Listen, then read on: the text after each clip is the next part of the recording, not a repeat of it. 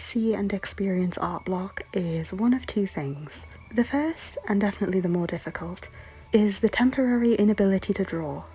This can be described as simply feeling talentless, like it's just disappeared for some reason. I know what I want, but my hands can't cooperate.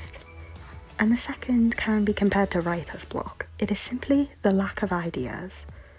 Whether it be composition-wise or concept-wise, it's difficult. The motivation is there, the talent is there, but there's nothing to do with it. So in this podcast or video, I will be sharing some tips on how to overcome both these art blocks, for both myself and others. I hope you enjoy.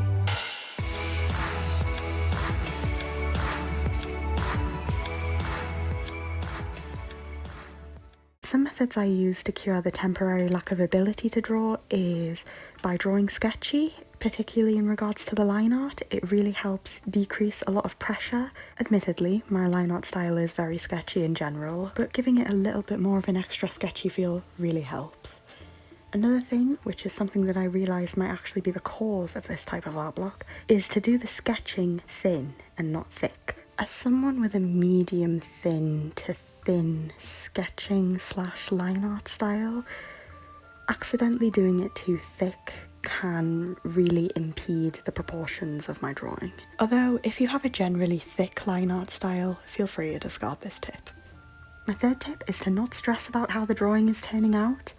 Relax, breathe, focus on your breathing. It has been scientifically proven that focusing on breathing calms you down. If you're calm, it takes away a lot of pressure, and less pressure can really help mitigate the problems of art block.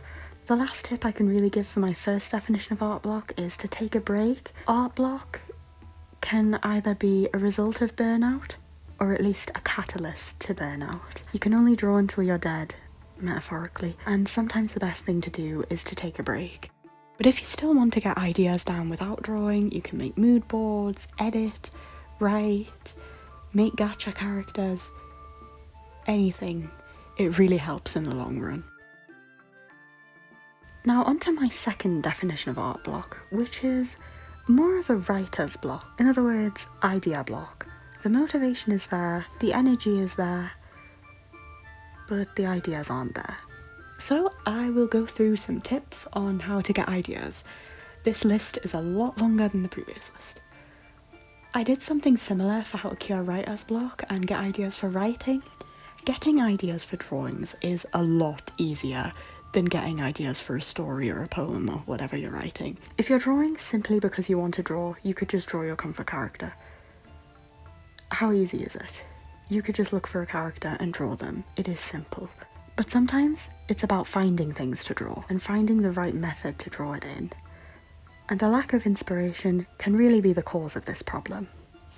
So, here's how to tackle it.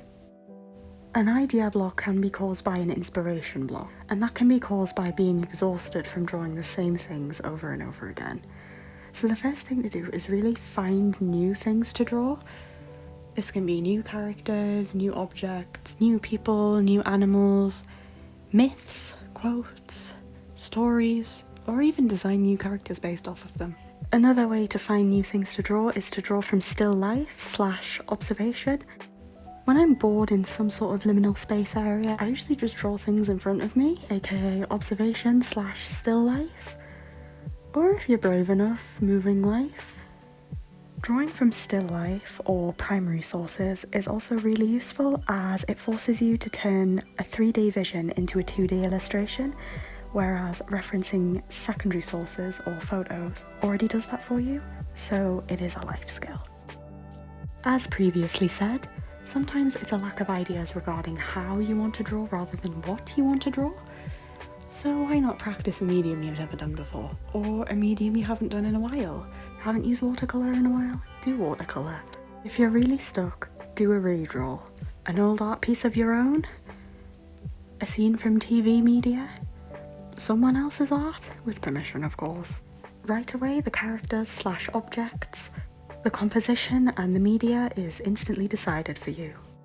Next tip is song lyrics. Song lyrics have inspired countless illustrations of mine.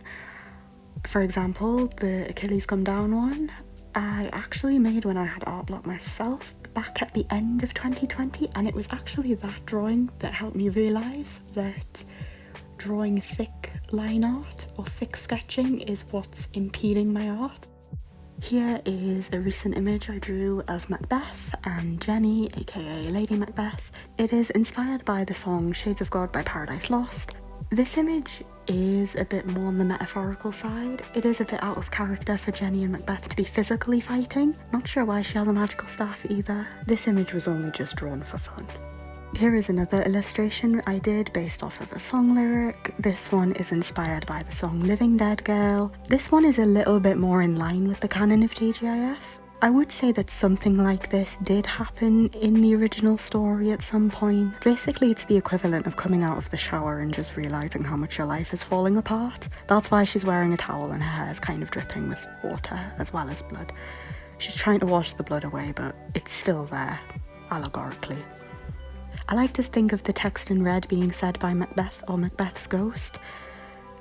Although the only thing is, she's not living dead girl, she's living girl because, you know, she's still alive. Next tip is to make some abstract art. The thing with abstract art is it's very difficult to do it wrong, as it is an abstract interpretation of something or nothing. It is whatever you perceive it to be. Mixing different inks and water on paper and creating fluid art or abstract interpretations of landscapes. I like to do beaches. Something called neurographic art, which is basically lots of random shapes and squiggles just let loose on a piece of paper and then you can colour them in. I remember in primary school a substitute teacher showed us how to do neurographic art, and some kid had the audacity to tell me that I was doing it wrong. Let me just tell you that there is no wrong in art. Obviously in some cases lighting and proportion can be crucial, but in most cases, like especially in abstract art, there is no wrong. The whole point of neurographic art is to relieve stress. As long as it's relieving stress, you are doing it right. The only thing you can really do wrong with abstract art is discard colour theory, which can make some colours fade into black if too much complementary colours are put together at the same time when they're both still wet.